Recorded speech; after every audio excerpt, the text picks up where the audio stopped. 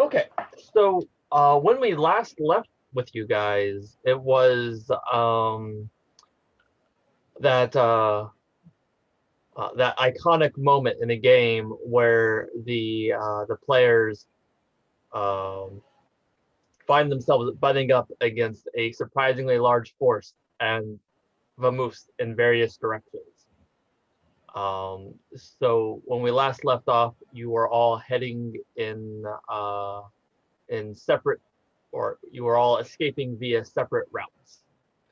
Um, Cordelia was hanging behind to wait for an opportunity to sneak out while the militia was looking around. Caulan just flat out ducked and wove through the construction site and hopped the fence. Um, Frankie was carried off by a hulking man beast um, who was not technically under her spell, but fairly closely. Um, After she had, in a moment of crisis, discovered a new ability that had been heretofore um, unexpected. And I believe Andi, rather than jumping the fence, had run through the open back gate. Is that correct? Yes. Okay. And then attempted to zigzag a bit, but kind of had to take a straight shot given the gate. Sure, sure. And as Cordelia was able to witness specifically, the guards, the security, the militia, had arrived at this because the supernatural alarm system had been triggered by intrusion onto the construction site grounds by supernatural forces, and their current target is this mysterious undead figure who has been killing people associated with the construction site, who Caulan has been increasingly under the impression is his mom. And I believe as of last session, we got there was a scent that was very similar to hers that all but confirmed that suspicion. Um, the first attempts to find the scent were frazzled by the overwhelming nature of it all, but the second attempt caught on to caught on to something. But they came expecting to find an undead monstrosity, and instead they found what appeared to be four teenage kids. Um, and so the impulse to open fire was not nearly as strong as it might have been had you guys been some sort of bloodthirsty undead creature, which made the escaping while zigging and zagging a little bit easier. You were not the expected targets. Well, yes. So we last left off on the trail end of a fairly action-packed sequence. So rather than doing any big time jumps immediately, and we might get to that, it is currently Wednesday night, going into Thursday morning, probably a little past midnight. You all have escaped in your respective directions. Cordelia, Caulan, Andi, you have all escaped independently and individually. And when we last left off with Frankie, Frankie was sitting in the frozen or on the frozen ground looking up at a suitably muscular stud of a man. So, Oh, that's a who, now that he was not in bloodlust mode, was not nearly as feral looking as he was when you saw him in the shadowy foreman's trailer holding an axe with murderous intent. It's hard to tell how much of the change is, just the fact that he's not holding an axe with homicidal glee in his face. But you kind of think that legitimately he's less hairy and that his teeth are smaller. Right.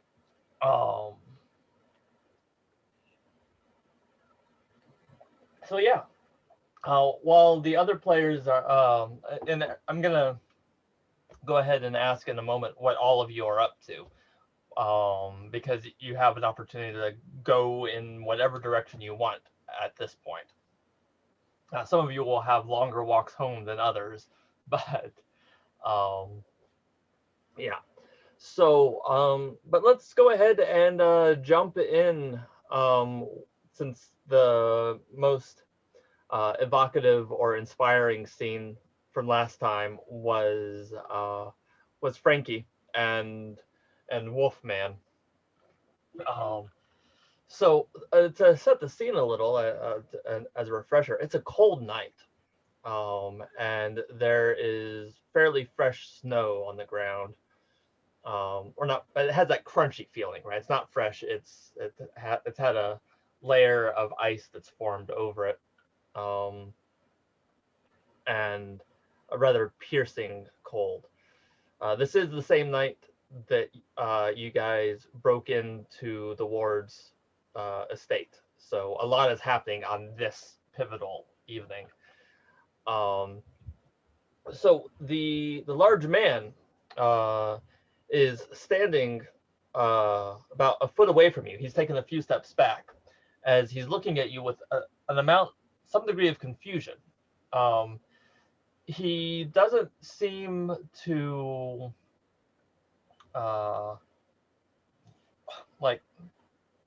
he doesn't realize that he's been hypnotized, but he's trying to overcome the dissonance in his mind to explain to himself why he did what he just did. You get the sense of a protective instinct that's kicked in, that's starting to explain it, but he's still not entirely sure why. Which I imagine for Frankie, who is quite accustomed to not knowing why, is a fairly familiar experience. Yep. So That does go. while homicidal axe murderer is standing there, what does Frankie do? Homicidal. Come on, you exaggerate a little. He was literally in the trailer waiting for you to break in so he could kill you with justification. Me specifically, so you know. Is it a red flag or is it a Valentine's Day flag? Oh no. Oh. One of my favorite quotes, BoJack Horseman. Every flag. Was it? Oh, now I'm totally. What's that? When you're looking through rose-tinted glasses, red flags are just flags. Yes, that's it. Oh, I love that one. Yeah, me too. Okay. Okay. So yes. Well, not to embellish the homicidal tendencies of the new beau, but how does Frankie respond to the look of confusion? She's gonna introduce herself, of course. She's gonna I'm Frankie. Thank you for rescuing me. What's your name? He kind of stutters a little bit, and you can tell that he's still, kind of processing. And as he looks around with a kind of conspiratorial, like making sure that he's not being watched. and in a fairly gruff voice says that he's Polly.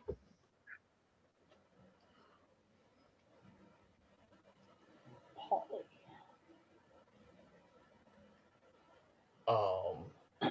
And he turns so that he's like not turning away from you, but you're to one side, and he looks back at the town, and then some things start to click in his mind. And he goes, "You're one of them, ain't you? You're like Mr. Tristram." Who? He pauses for a moment. Mr. Tristram? I'm sorry, Miss Christum? Tristram. I don't think I know him. Yeah, I don't know him. Maybe? He pauses. Yeah, you've got the bearing of the boss. There's just something inspiring about him. Oh. What is that now? I'm so sorry. They've had a tap They've had a tap dancing. Our upstairs neighbors make the most ridiculous noises all the time. And I swear they just started tap dancing upstairs. Like, Sometimes they bang on metal gongs, drums, pots and pans. I'm not sure. they vacuum at 11 at night exclusively. Like, it's the weirdest thing I've never experienced. And they just started tap dancing. Several children that I believe are in a fight club. Nice. Now they're tap dancing. So sorry. Sorry. No, that was totally worth it. That was so worth it. Yeah. I don't know if you guys could hear it, but wow. All right. Yeah, I can't hear it, but Oh, good. Good. That's fun though. mics are interesting things sometimes. But yeah. So like he's starting to, like, in his mind, put things together. Albeit in a way that makes very little sense to you. Yeah, that's okay. Hang on, I gotta write that. But Mr. Christmas. you and it's Tristram. Oh, Trist, not Chris. Yeah.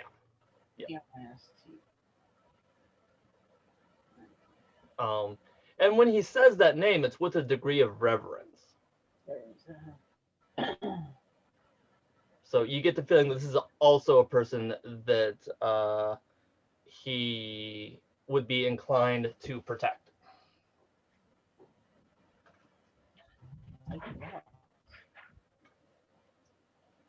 Cool. Well, I mean, sure, I can take that. Being like the boss, yeah, I like that. Being a boss is a good thing, right? Yeah, the boss is a great guy. Oh, okay. Cool. If I never met anybody like him. If you're like him, do you want to meet him? You think he'd like me? I mean, a lot of people don't like me. They think I'm odd. He's a pretty welcoming fellow. I think that'd be fine. I don't know. I mean, my friend Andi, she told you to promise you'd keep me safe. So what if he doesn't?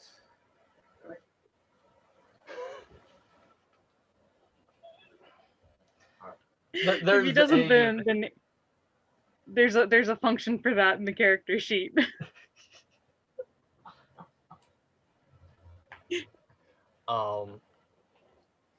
He pauses and you wouldn't let him hurt me, right? I can't see why he would. Well, people do strange things sometimes. Then he stops, and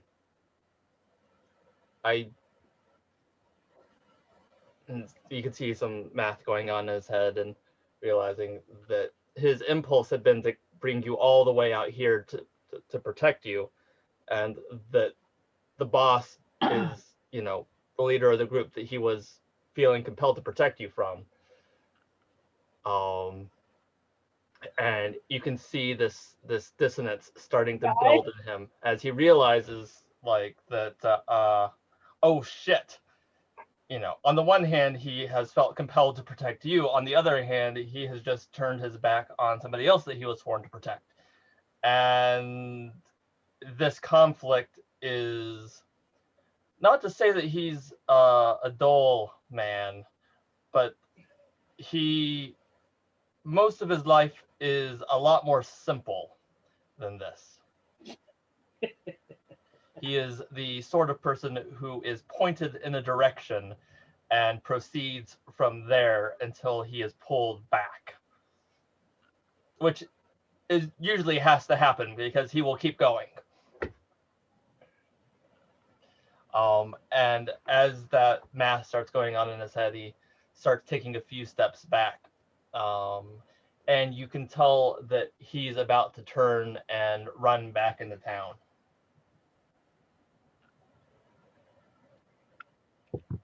So, where do we go now? Because, where are we? I've never been this far out of town before. And she looks kind of worried and a little scared, briefly. She's been practicing that one in the mirror a lot lately. Oh, very good. He, with fully prepared to book it back to base, he stops. Well, it's cold.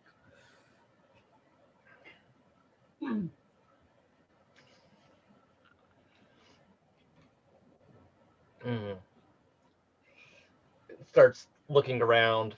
The immediate response to your cold, because it is absolutely frigid out there. Are you wearing a coat?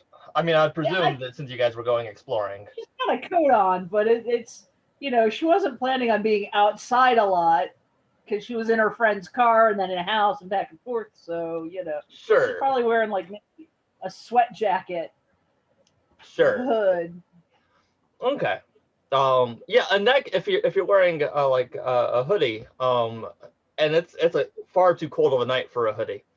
I'll go ahead and say that he takes his coat off and walks behind you to put it on for you. And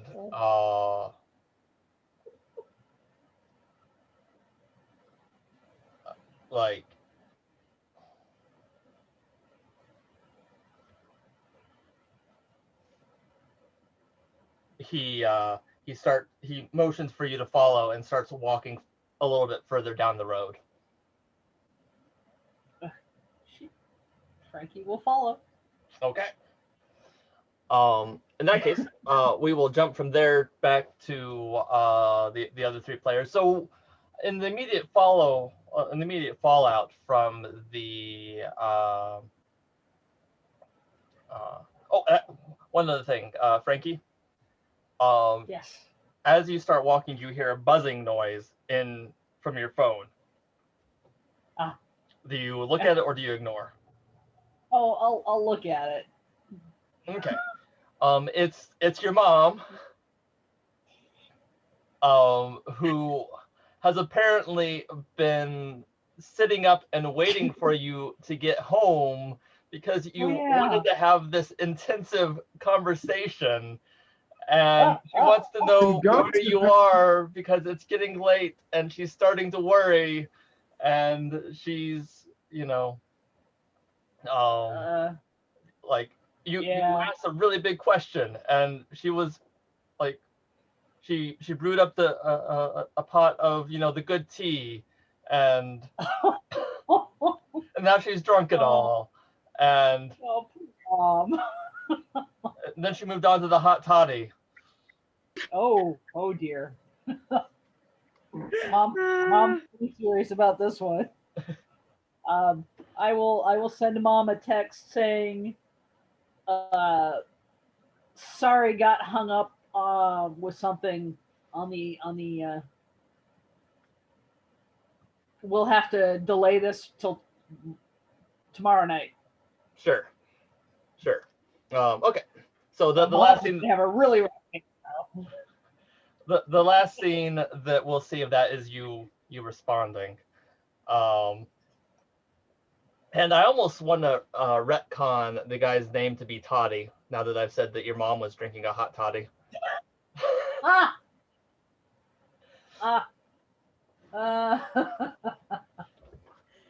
Okay, so jumping over to the other three players, you guys have all vamoosed in different directions. What's your gameplays? Who's going where?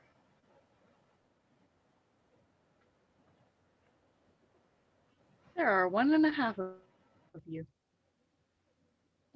What? What's that? There are 1.5 ROMs. Oh, interesting. I only see one. I just see the one. Something about your video, like processing, was lagging, but everybody else's was still fine. So okay. I just had like half of a ghostly ROM over. He's just teleporting on ours. I do see these weird head motions where it's like he's here, then he's here, then he's here. With no, sequence in between, just the bump, bump, bump. Interesting. Yes, your frames per second are a little bit spaced out. Okay. Well, and I did just get a note on my computer saying that my internet connection was unstable, which is frustrating. I might have to find a solution for that. The last one I tried. Your internet connection have something in common. Yes. Tell it you understand. We're all feeling that way these days. Yeah. So okay. Cordelia, Andi, and Caulan. Individually, where do you guys go after you have escaped the construction site? What's your game plans? How close are we from my home?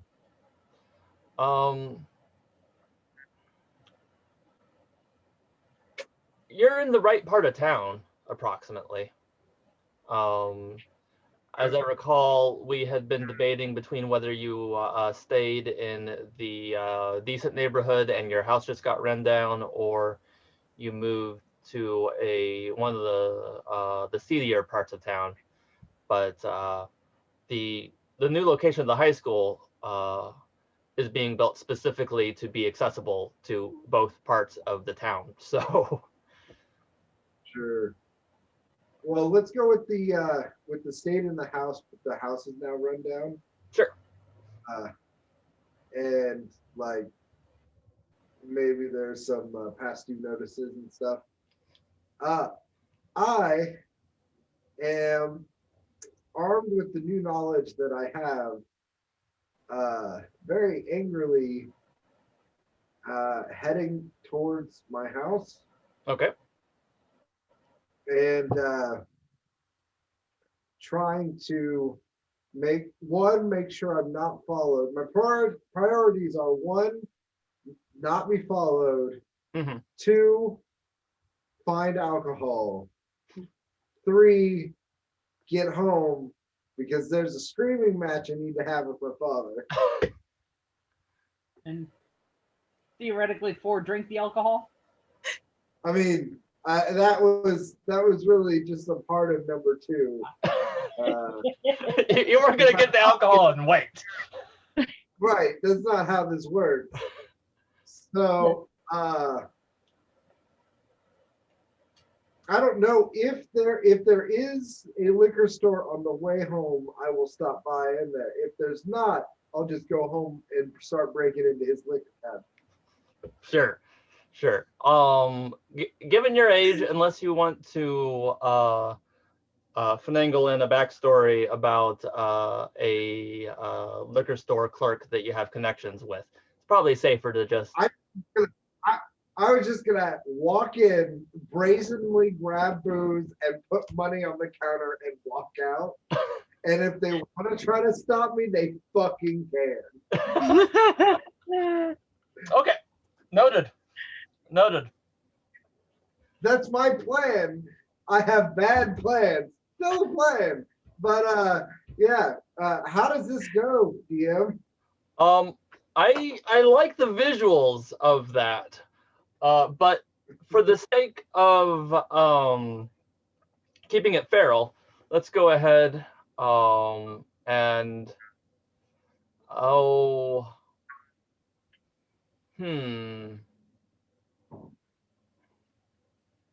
Just randomize it. this could either be a keep it cool check, but that seems a little bit off. Because I don't think at this point keeping your cool is a concern. You have lost your cool and you are just running with it. Yeah. I think that this is a shut someone down roll. Basically, you're wanting to use your just body language and attitude such that the clerk doesn't even bother to do anything other than let you come and go. Yeah, that makes sense. So this is going to be a roll cold.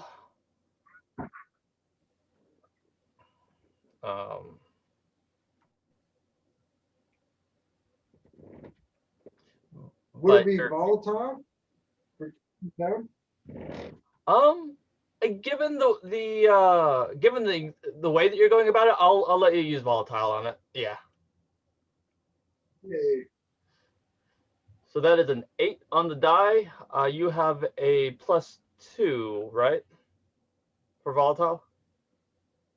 Yes. So you got a 10. Okay. Yes. It happens exactly the way you described. You walk in, you grab the bottle, you put some money on the counter, you walk out, and the clerk doesn't say a word the entire time.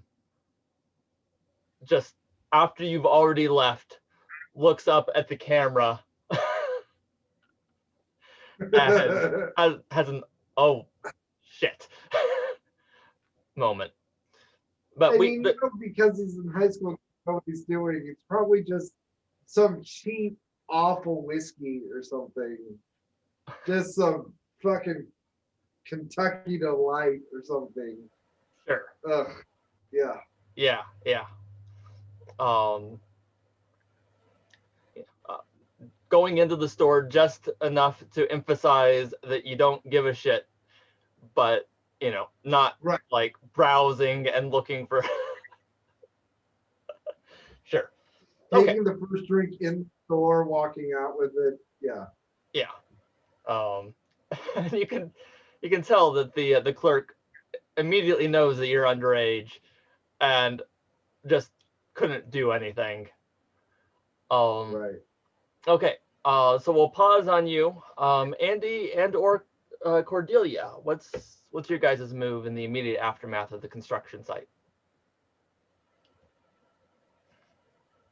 Whose house is going to be closest to the construction site?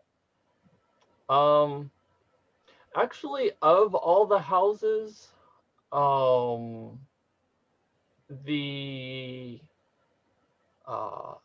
it would either be Andi's father, dad, not mom. Yeah, mom is in a much ritzier part of town, or Caulan's dad. I imagine. And Andi's going back to their mom's house. What's that? What? Andi would be heading back to his mom's house, right? No, actually, he's gonna head to his dad's. Rather roundabout, but like the goal is eventually to go to dad's, not mom's. Sure. Because if he goes back to his mom's, like they have his car, and he might have his license in his pocket, but there's still identifying information in the car. So. Okay, so Cordelia has this briefcase, right? I grabbed a briefcase. Uh-huh. That I still have. Yeah. So I want to find out if there's anything useful in it. Mm-hmm. But I'm probably not going to go to Caulan's. Sounds like. I mean, you don't know I've got booze and I'm walking home. No, but I Angry as probably fuck. know that you're in a little bit of a. She knows you well enough to know that you'd be in a mood. Right. Maybe. Right. I feel like she knows that you're in a mood. She wasn't there when I smelled the thing. That is true. Okay. Well, because I definitely don't think that I would know where Andi was headed. I guess I'm gonna go take that briefcase and head towards Caulan's house. Okay. This is gonna be really funny. You're gonna get there before I do. Right. Obviously. Oh no, poor Cordelia. They're waiting. I was supposed to like, actually, Andy's dad wouldn't be bad because like he would know enough of what's going on, having been like married to the mom, but he's not like, that's her ex, so he's not invested in helping preserve her business interests. Sure. Well, and like you guys do still have your cell phones. I was actually just gonna say, I think that I'm gonna take that back. I think that I'm going to do. I think I'm gonna send texts and see if I can try to find out where everyone is. Just like a, hey, where are you? Sure. As I'm like walking. Sure. Caulan, you're getting a text. You've left the liquor store. Good try, Rent-A-Cop. Oh no. Text back. Well, I take another drink of my awful Kentucky Deluxe. Nice. At that moment, Frankie is still walking. You get another text. This time from Cordelia. Do you look at it? Do you respond? I look at it. It asks, "Where am I?"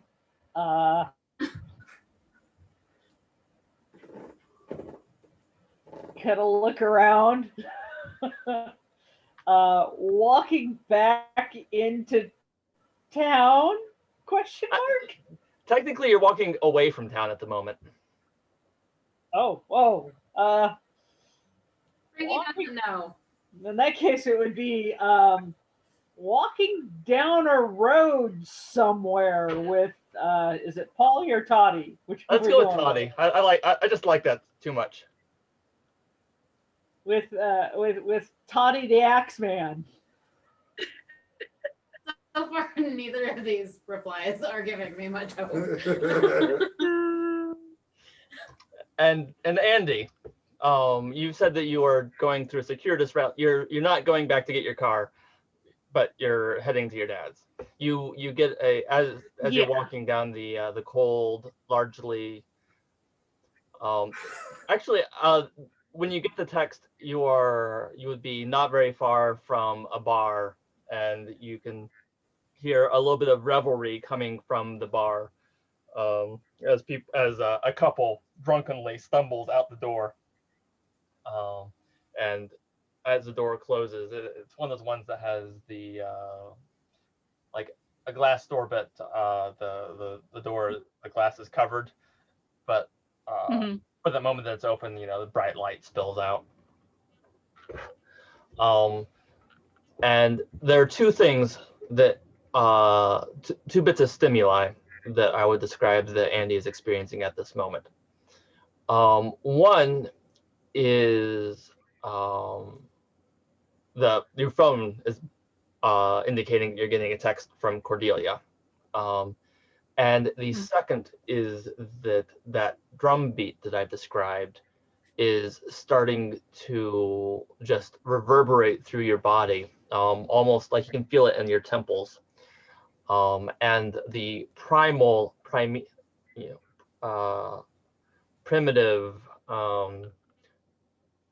primordial call of it starts to become more recognizable. And almost like you can hear Red Jack whispering in the winds. From the bar? No, just from around. Like there's that moment where like we hear the disembodied voice of Red Jack whispering something unintelligible in between the beats of the drum, and the camera whirls around you as you look and you don't see anything. And that's the moment when the couple stumbles out of the bar to break up the distraction, but the drum beat is still in the background, calling you to whatever ancient rite is happening in the fairy realm.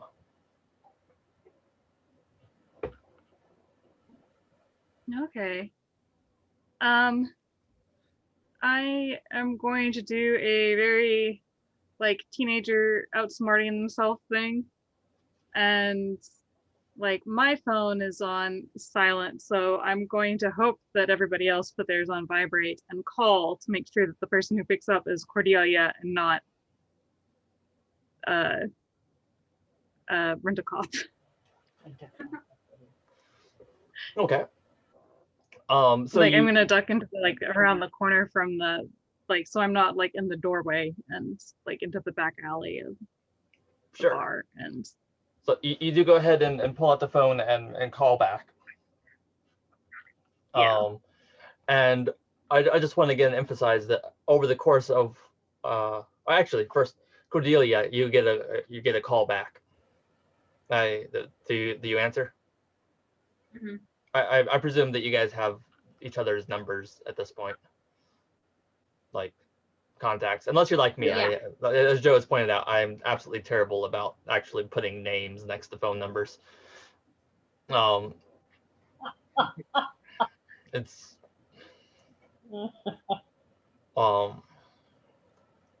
so that throughout would have been really funny if Cordelia just got free text back that was like, new number, who's that?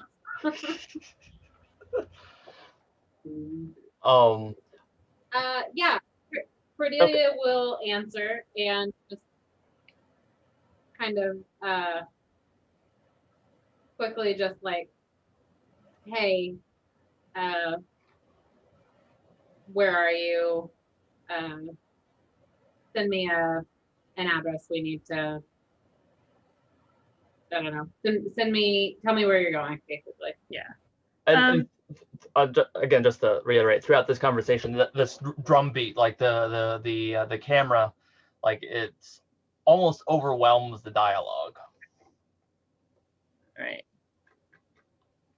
I'm going to assume that I can still at least hear that it's Cordelia on the other line. Sure, but it's hard to focus.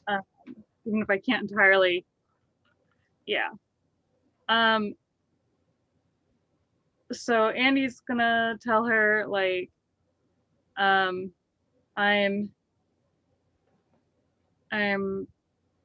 like 4 blocks away from my dad's, but something's up.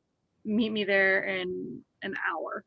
Like, just gonna try and get some grace in between the like, because this thing has been like going all night. The drum beat has been going all night, so he's gonna be a little bit out of it and just kind of like, I'll see you there. There's a spare key,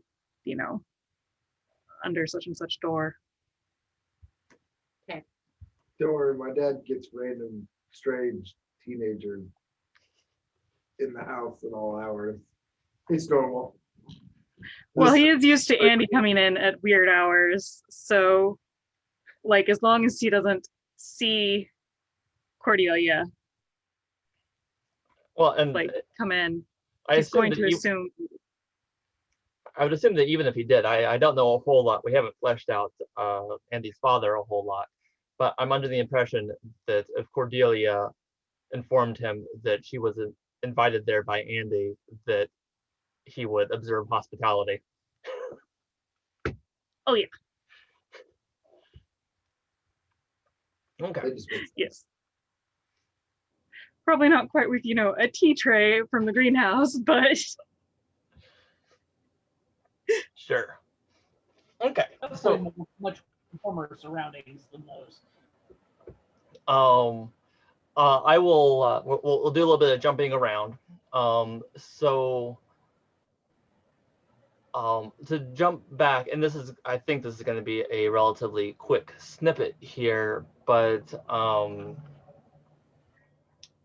Frankie, you, as Toddy is walking down the road, and he's starting to shiver a little bit. You realize there's some lights that you see through the trees, and as you round the bend, you realize that he's taking you to the nearest shelter that wouldn't involve breaking into anything, which is, a small motel.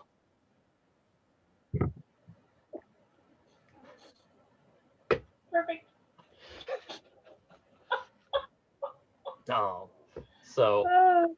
Okay. And while there's a little bit of chuckle, especially considering some of the intentions that Frankie's player had mentioned in chat, just the outside visual is this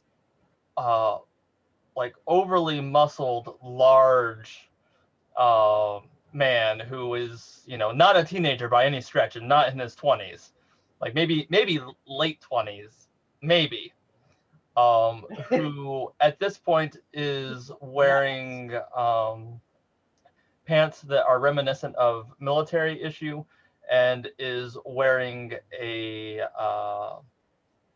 vest that also has kind of military vibes to it, but otherwise he's taken off his jacket, and so he wasn't wearing a shirt underneath. He was just,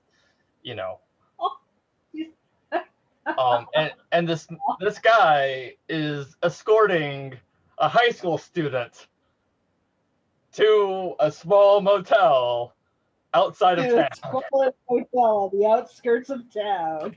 Oh, it's adorable. So the camera will move behind you guys just enough to see the motel, and unless you have an immediate response to that, we'll jump to the next scene, or we'll jump to the next character. Keep going. Sure. Okay. This is gonna be fun. So then the next shot. Well, I think we'll jump back to Andi. Andi, it's going to be difficult. You can feel this call that you've been putting off for a very long time. You're still in the alley. Do you want to roll a keep it cool to be able to keep it down until you get home? I was thinking more like a keep it cool to get somewhere slightly more secluded and maybe a little bit closer to home or secure before it comes up. I'm not even gonna try and make it all the way home. I'm just gonna find that was the whole thing of give me an hour. Sure. Okay. So not turn on. That's not the thing I'm looking for. No, not God. Okay. We're just gonna go through all the moves until I get to the right one. So keeping your cool. Name what you're afraid of and roll cold. So what is Andi afraid of at this moment? In your words.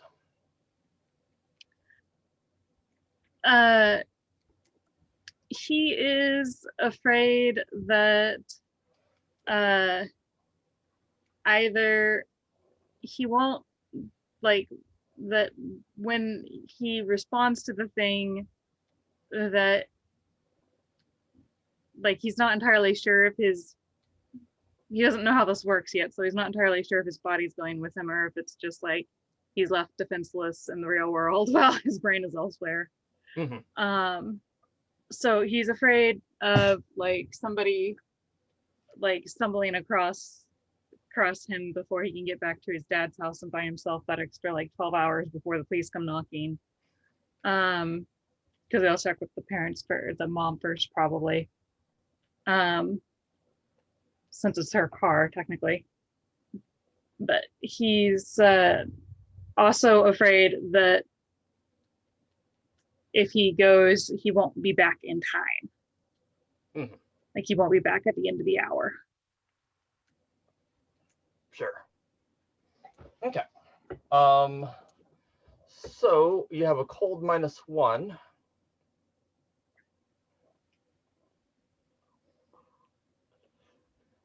You mark experience, Andy. Congratulations. You're one failure away from gaining a new ability. Congratulations. Yes. Which I'm going to take to mean that when we last saw you, you were in an alley behind this, not very far from this bar. Like we can still hear the revelry in the background. Yeah, this level is officially full. I am at 5 experience. Oh, really? Yeah. Oh, okay. My count was behind. Okay. So that means you have leveled up, and if you have something that you want to immediately gain, we can do that. If not, you can hold it till the most opportune moment. Or, do it between sessions. I think I'll hold it for now. Okay. Do you know which one you're leaning towards?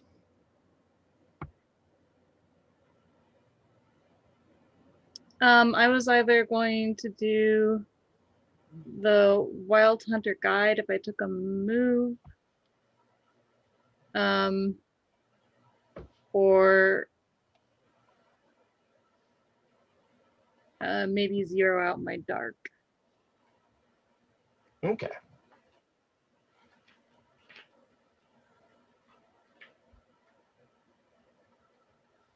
Okay, cool.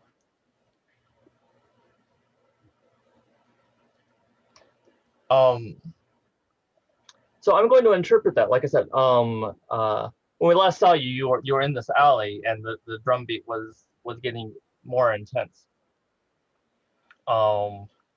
And we see you start to, with an almost panicked look, try to find, like, get to something, start moving again. But the drum beat becomes overwhelming, and the next thing you know, you find yourself leaned back against the alley wall and like near this bar, slumping down into the snow. Well, at least I'm near a bar, won't be out of place. Right.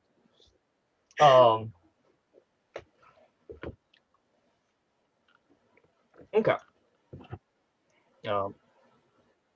Let's see. And Cordelia just left the camera. Caulan, Yeah. since your character is independent at the moment, let's jump over to you.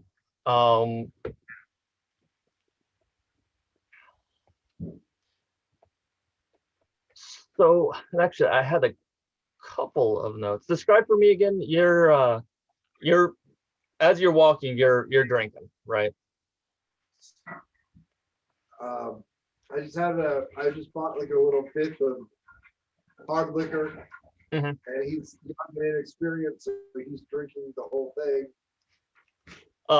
Before, like, my idea is by the time he gets to his house,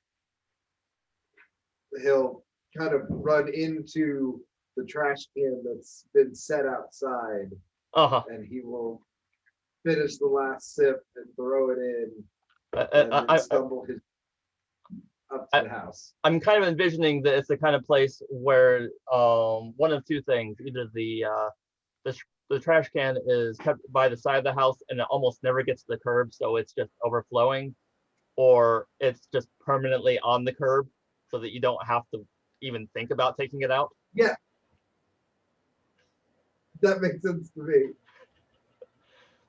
And that all the second neighbors, one was my idea was it was like 3 days after the trash is taken.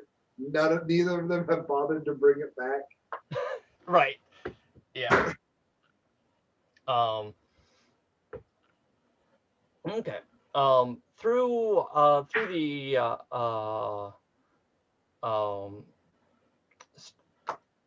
the heavier haze of alcohol than you anticipated. As you get home, there is the smell of cigars that you pick up from the yard. And as you look up, you see that there are 2 people sitting on the porch who have just seen you throw the bottle into the trash can. There's a moment where it's hard to see who they are, but after like you start paying attention to them, it becomes obvious that it's your dad. Your dad is one of them. And there's an old family friend that's sitting with him. And I don't have a lot of details on that old family friend, other than he's also a werewolf. Like there aren't a whole lot of clans, but you know, there is some association. I know that this guy's a werewolf too. Yes. Okay. Yeah. So what kind of person would be an old family friend of your father's at this point? It'd be a person with like, oh God, here's a question. Mm-hmm. Do werewolves have extended lifespans in this, or are they human lifespans? Oh. I think it would actually be kind of cool for them to have extended lifespans. Like that sounds like fun. Then he's got an old name like Abraham or something like that, but should shorten to like Abe, or maybe Less a white. lot of good ones that start with E. Elias? Elijah, but they only call him like Eli or something, or I don't know, Elric, but everyone calls him El. Sure. Let's go with Elric. Elric.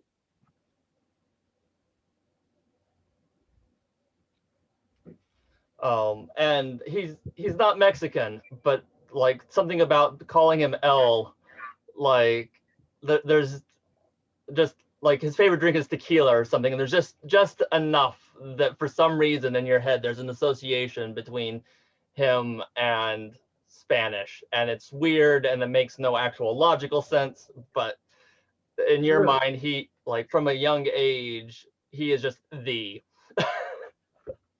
Sure. Yeah, so Elle and your father are sitting on the porch and smoking cigars and drinking liquor. And your father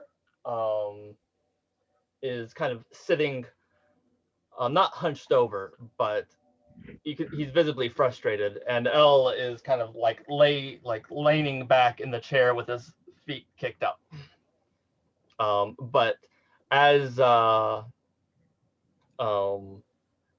shot shows that you see them and they see you, Elle leans forward and, like they're both paying attention to you.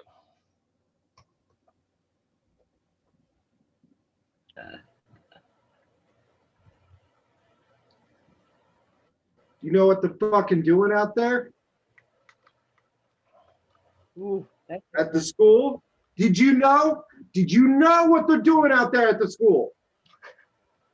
And I'll start walking towards them, visibly, obviously, very angry. Sure.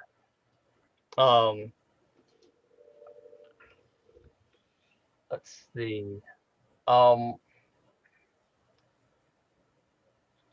Okay. As you start asking rather accusatorily, Right. your father in turn stands up and takes the cup, and it's like a plastic cup that this liquor had been poured in. It's good, decent liquor itself. Elle brought it, but the cup that he's drinking out of is like this cheap plastic. Yeah. And in part for this very moment, because he throws it down and starts like walking towards you, and Elle is debating whether or not he wants to get in on this. Sure. But your father is starting to walk towards you, and with that same kind of, what the fuck were you doing at the construction site? Following mom, you jackass, and I will go to try to punch him in the face. Okay, you want to roll a lash out? Yes, lash out. Okay. That is a 3 on the die. Oof, well, so 5 is bad, and Right. Experience. You get experience. You go to throw a punch, and you're drunk, first of all. Right. But second of all, your father like leans away from it, grabs your arm, and pushes you to the ground, pushing your face into the snow, and holding your like pinning your arm behind your back. And again, what the fuck were you doing I've got at a the construction really site? But he doesn't know it. Say that again. Sorry. Your father, in a softer but angrier tone, once again asks you, what the fuck were you doing at the construction site?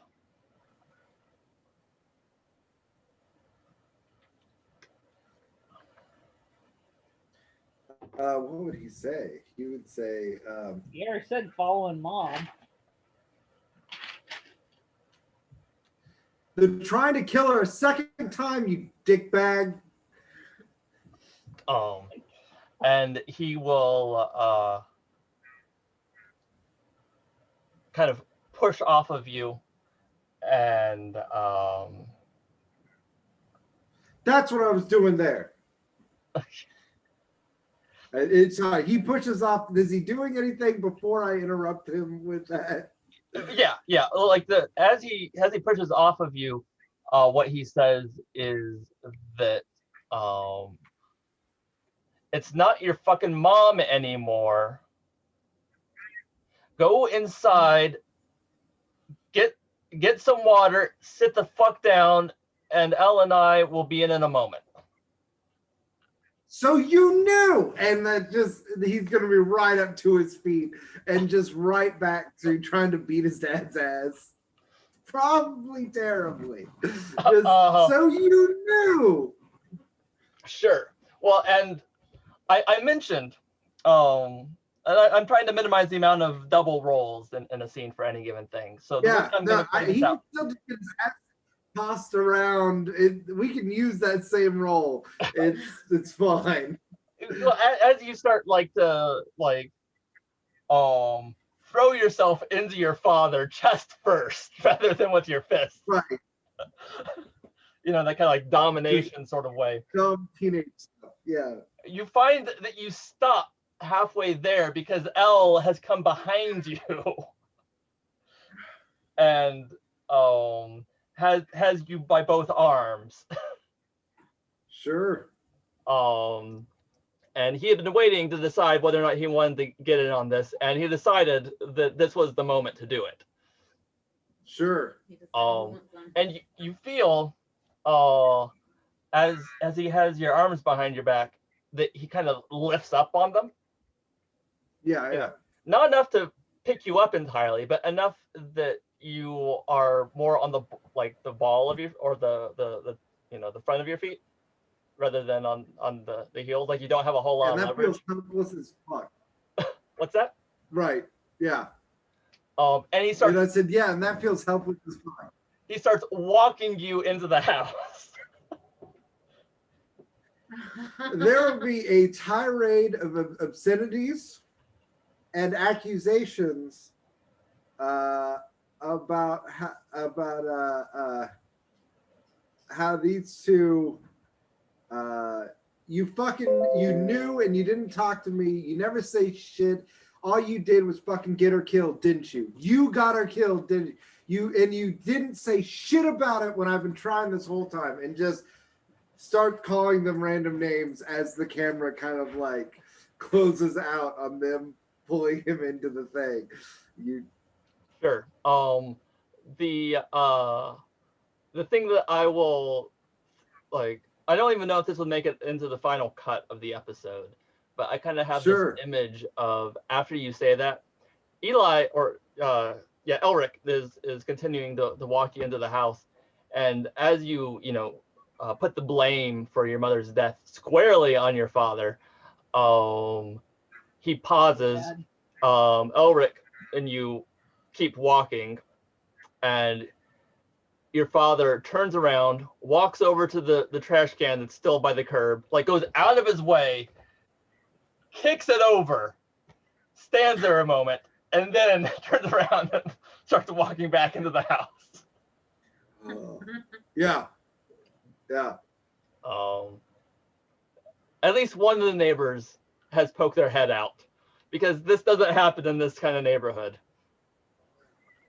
And like the obscenities that he would be screaming are gonna be like weird ones, like something to the effect of shit like limp dick monkey fuckers or something. Like just the unusual, like, draw attention. Fuck you too, Al. Like you're gonna help him, jackass. Yeah, weird stuff. But anyways, that's what I got. Sure. Okay. I'll let it get back to them. We'll jump back over to Cordelia. You got a text saying that Andi was heading to their father's with an address and instructions on how to get in through the like where the key was so you could get in. Do you go straight there? Yeah. Okay.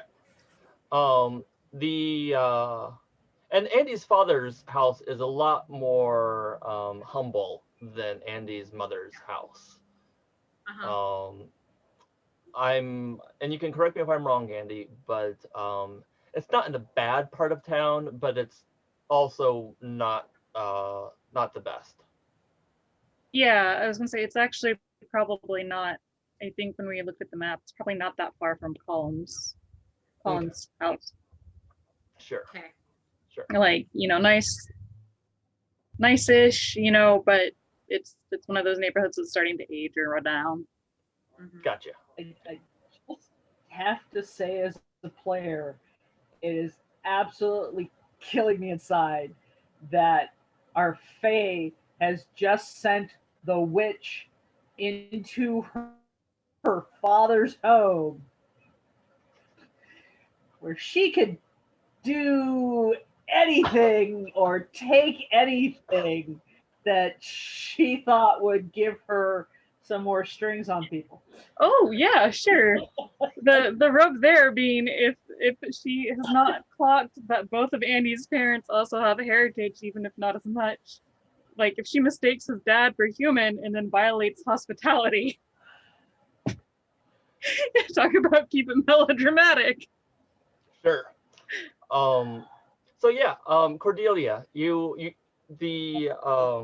it's not the worst part of town, like we've said. It's actually kind of decent. This is a comfortably middle class, if a little precarious, in that status. So middle class. And I'm kind of picturing like my uncle and aunt live in a house that like there is a gate, like a large metal gate that opens up to get into the backyard.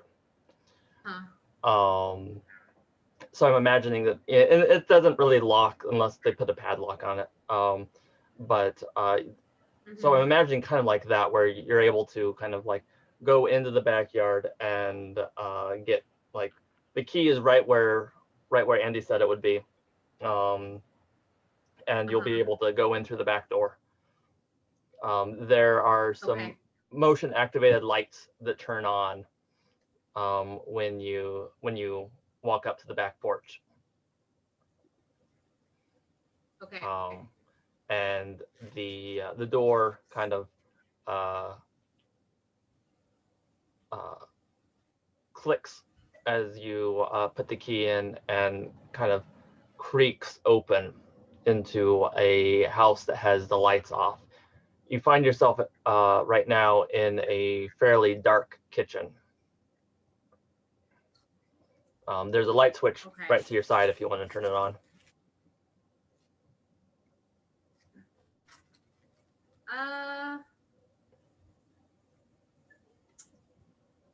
Sure. Yeah, I'll turn the light on.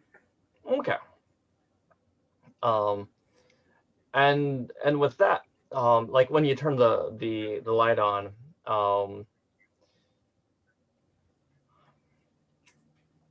you hear some rustling from what's probably the living room. And you, as you're standing there, you kind of hear like a TV show of some sort. I'm almost picturing, and if there's something that's a little bit more fitting, because this is kind of characterizing your dad, Andi, but I'm kind of picturing like 50s era sitcom playing.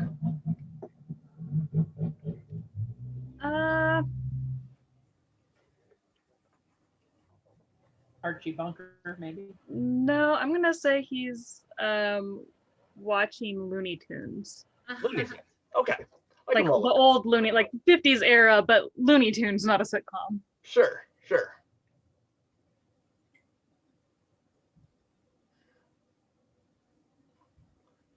Yeah, so you hear the sound effects of some like really old school Looney Tunes playing, and he calls out, having heard somebody come in through the back door. Andi?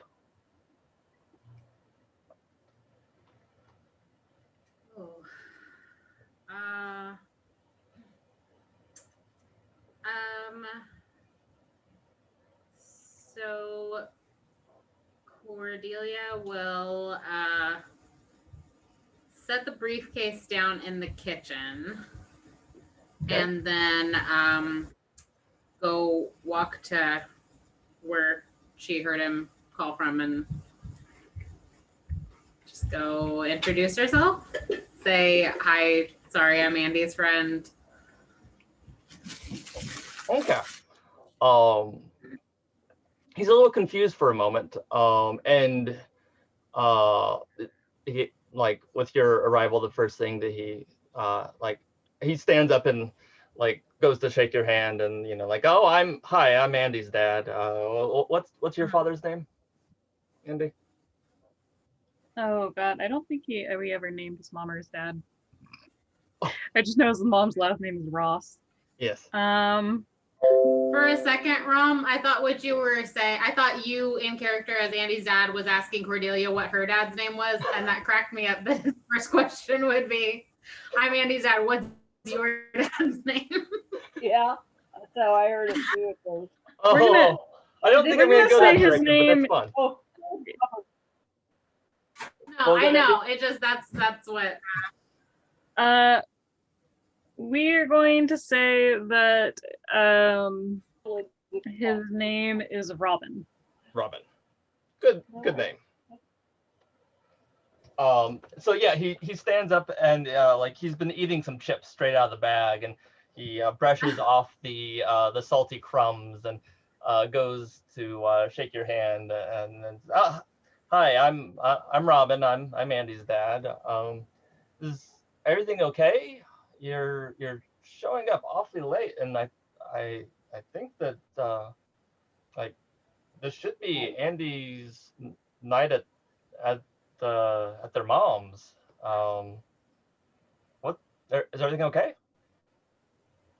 And then before you can answer, he apologizes and says, "Oh, and here, what do you like? I was just snacking, and there's like some apple slices with peanut butter and off-brand Ritz crackers, and just a couple of hand-sliced pieces of cheese. And I'm sorry. Would you like some food?"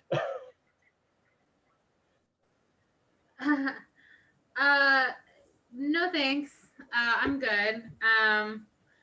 So yeah, we just have this really big test tomorrow, and Andi actually left one of his books here, so we're just gonna do our studying here. He said it was okay if I let myself in. I hope that's all right. If you're a friend of Andy's, that, and you promised to me that you're a friend of Andy's, right? Yeah. Oh yeah. Andy's on his way right now, and we're just gonna be studying in Andy's room, and I know exactly where that is because I've been here. And we're friends. He pauses. Okay, yeah. If you need anything, just let me know. I'll go start brewing up some hot chocolate for you guys. Cool, thanks.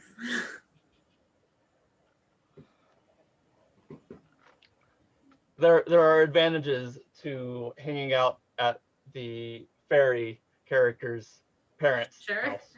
Apparently. Hot chocolate is always on the menu. Oh, but if he's going into the kitchen to make hot chocolate, she's going to follow behind and grab that briefcase and kind of tuck it conspicuously.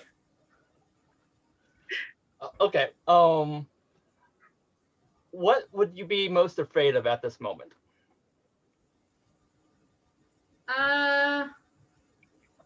That he would have a sense that she's lying about why she's there. Okay. Maybe? Sure. So you have this is going to be keep it cool. You have a -1 on cold. No. Yep. So you have an 8 on the die, which makes for a 7. Mm-hmm. So Is that Partial success. sure. So I get to tell you how your actions would leave you vulnerable, and then you get to decide if you go through with it. okay.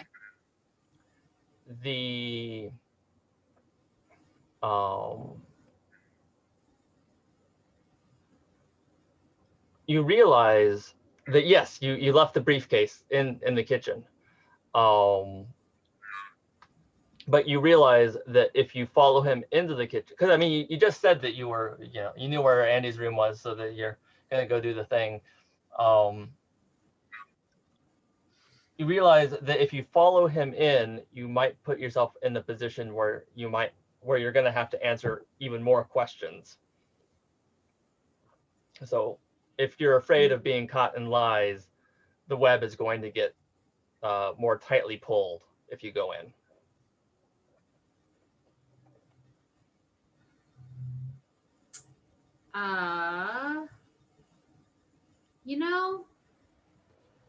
I think I'll leave it for now and just go to Andy's room. Okay. All right. Yeah. After a little bit, he shows up with the first round of hot chocolate and is holding the briefcase and says that I think you left this in the kitchen, and sets it on Andy's bed. And then walks back out. Oh God, thank you. My homework. When you say that, he pauses for a moment and then keeps walking. I mean, technically, it is homework of the sport. Sure. Okay, and I was about to hop back to Andi, but there's Andi. Okay. So yeah, when we last left Andi was beginning to be pulled into the fairy realm, So I kind of want to jump around a little bit more, but you find yourself, Andy, standing in an area where the mist is just covering everything. That I've described before, how the forest has this perpetual fog, and that's as true, if not more so, where you're standing right now. And as you look around, you realize, like, at first they're not even there. You're just in a gray, like a dark gray void with this kind of blue overtone to it. And then slowly you realize that there are trees around you. And deep down, you know that it's freezing, but the cold isn't touching you. And in the distance, you you see a bonfire breaking through the mist and the fog, and that's where the drumming sound is coming from. What does Andi do?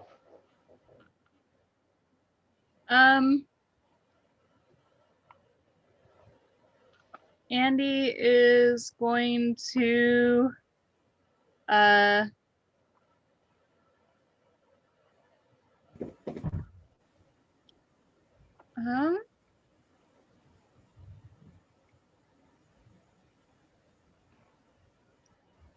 Andy's just gonna make its way to the bonfire.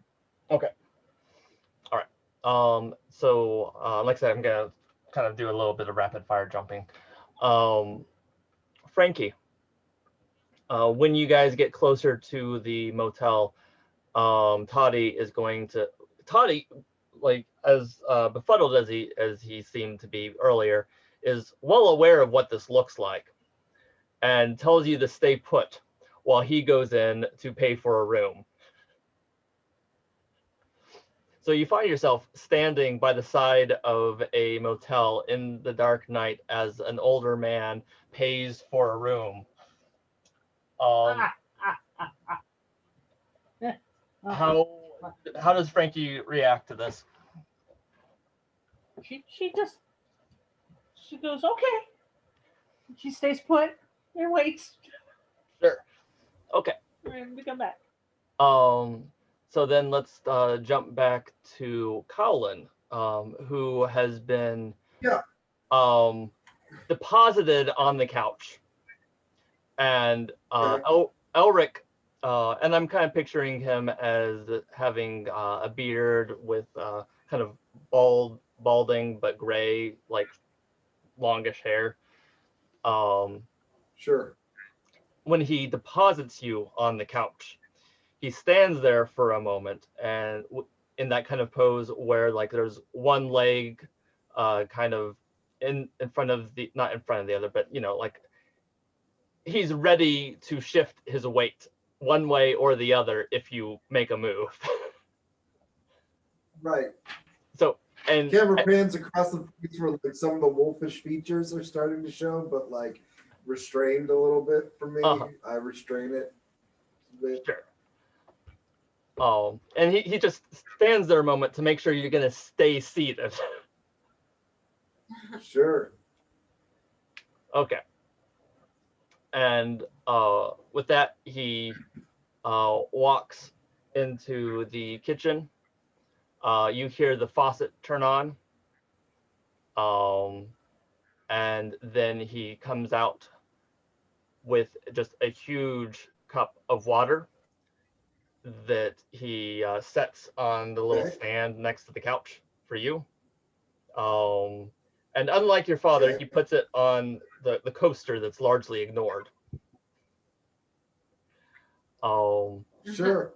And then he goes back in and pours 2 more cups for him and your father, but it's not water. And then he comes back out. As your father enters the room, he hands your father a cup, and they sit down. And Elric starts to resume smoking the cigar. as your father is trying to keep his cool himself with Sure. only moderate degrees of success.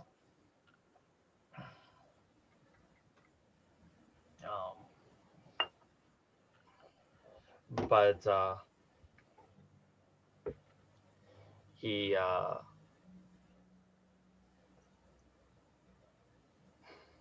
after a couple of moments of restraint and recognizing that you're still sitting and showing a little bit of restraint yourself, he takes a drink, sets it down, misses the coaster. And I'm kind of picturing like two really old, broken down recliner style chairs that are opposite the couch. Okay. And so they're sitting and looking at you. And your father says, well, yeah, so there's some things we need to talk about. No shit. But first of all, before we talk, as you raised your voice, he responds in kind. He's responding in kind. But first of all,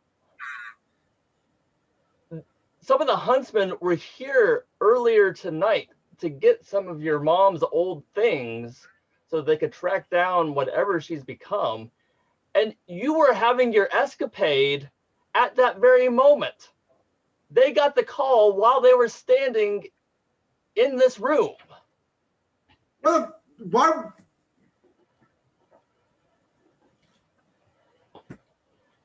Okay. Trying his best to keep us cool. Trying his best. Sure. And at this point, kind of Elric leans in and join like a little bit calmer head, and pipes in with the like, this isn't going to be easy for your father. Like, there's a reason why they didn't ask him to come in on this mission. They know that it's hard and that you guys have attachments. So even though, and your father piped you, have attachments. Yeah. You might say we have some fucking attachments.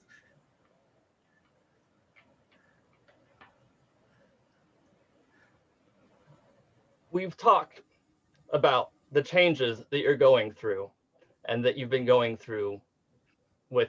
Oh, fuck you. This has nothing to do with the changes I'm going through. And like, throw a goddamn pillow across the room. Are you fucking kidding me? We've got my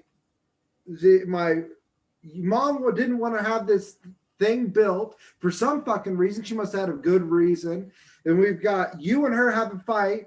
They go off, meet up with some fucking vampires and fairies and whatever the fuck folk. And then she just kills herself for no reason, driving off a fucking bridge after meeting with all these crazy fucks who were being secretive and killing people and doing all sorts of crazy shit. And then nobody tells me a goddamn thing, and you think it's about my fucking changes? Fuck you.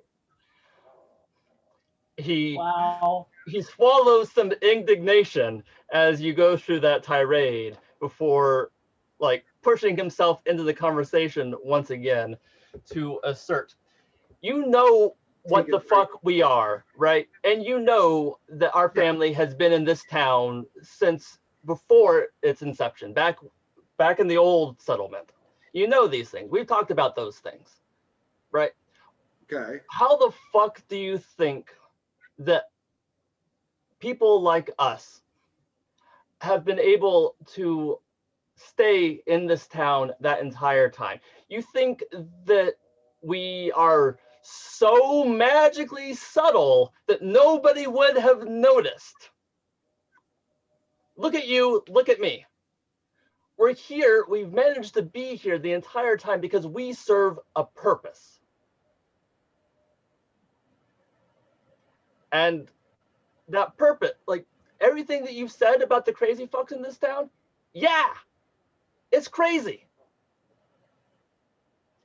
We're here to keep a lid on that crazy. We are part of the guardians of this fucking town. And with that, he And apparently the Guardians are working with the paramilitary people to kill our mom again? They're the huntsmen. Yeah, paramilitary troopers led by vampires. The huntsmen have been helping with our rent. I'm a member of the huntsmen. Your grandfather was a member of the huntsmen. Your great-grandfather was a member of the huntsmen.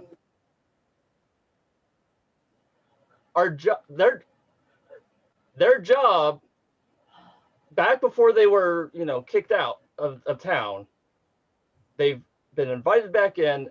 Our ancestral job has been, and he looks at Elric, who looks at him, and there's this kind of like sighing moment as they roll their eyes. Then he turns back to you. They're the hunters, we're the hounds.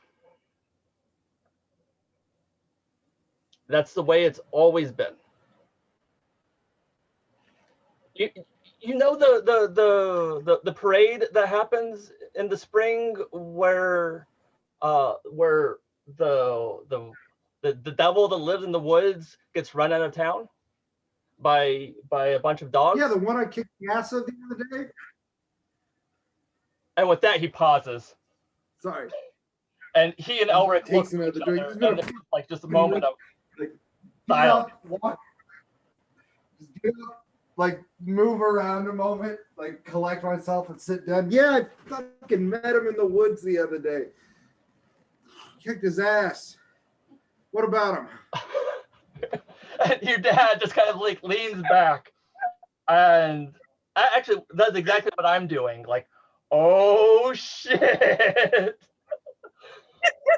Oh. Lift up the shirt and show like the remaining like still wound. I still have that 1 point of damage from it. Like point to the wound. I got this doing it too. Your father trying to kill some kids. Your father stands up, walks over to you, puts a hand on your shoulder, looks you in the eye, looks at the cup of water, grabs it, pours it out, walks into the kitchen, puts some liquor in it, and walks back and hands it to you. And we cut there. Good, now I'm part of the family. Oh my god, this is such a good episode. Right? Oh, I want to see the show. And it's going. Awesome. I feel bad about all my What's that?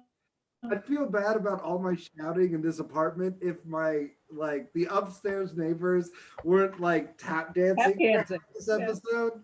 Sure.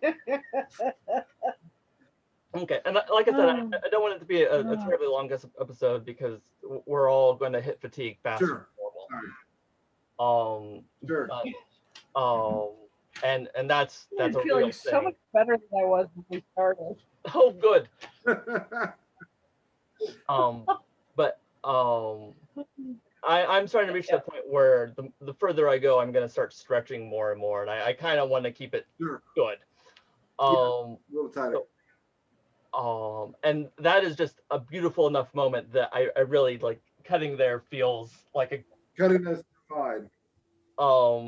Sure. So I just want to have one more quick moment. Andi,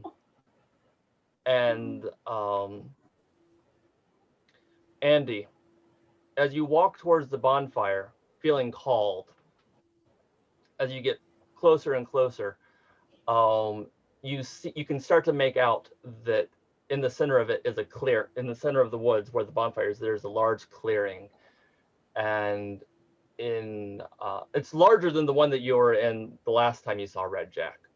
Like, this one makes that look small, and there are a row of trunks that they're chairs that have grown out of the ground, and their bases look like trunks, but the top of them look like not ornate chairs. There's a simplicity to them, but there is also an ancient age, and there is a refinement. They have that kind of brutal but lasting feel to them. And the largest of the chairs is empty, but next to it, the chair immediately to the side is Red Jack, who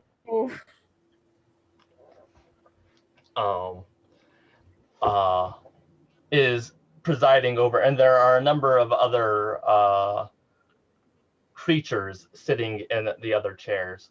But there are a lot of empty chairs, and something about that strikes you as noteworthy.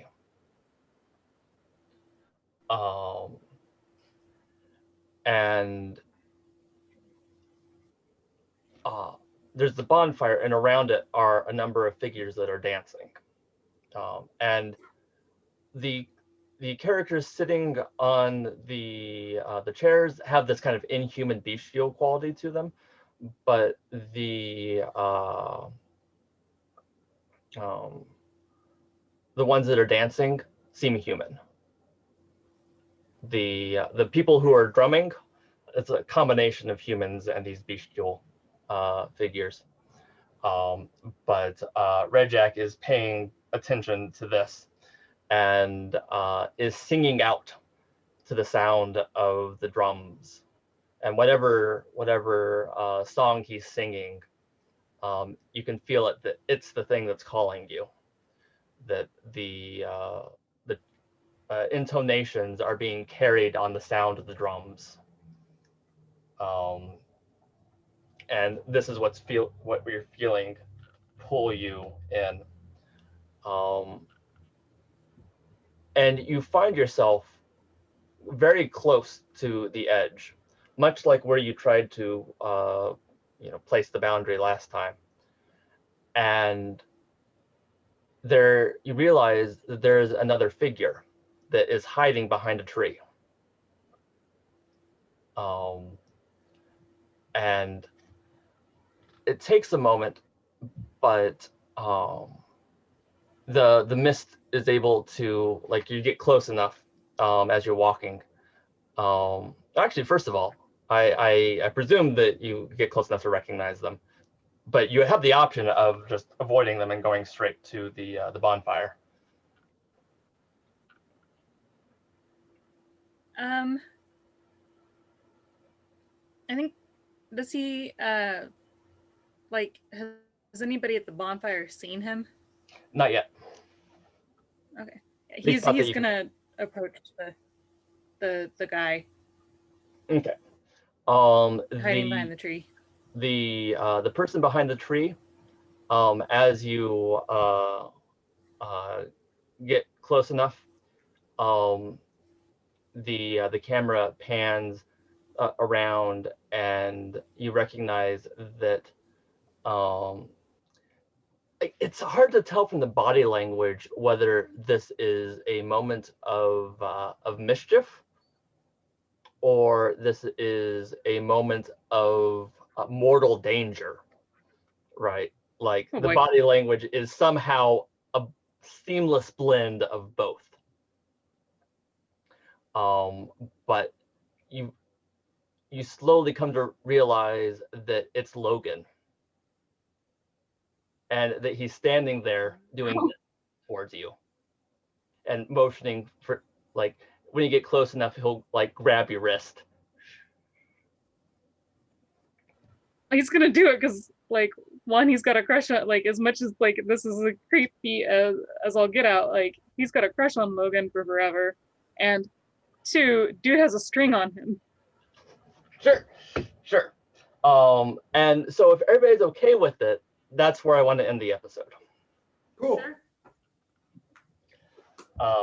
I in a lot of my gaming, I grew to have mixed feelings about ending on cliffhangers. In Sure. part because it's hard to tell, like who's in a lot of gaming groups. There's a question of who's going to be at the next session. Sure. We've been fairly fortunate so far, so let's close there. Okay. Okay, sure. All right. Thanks, guys.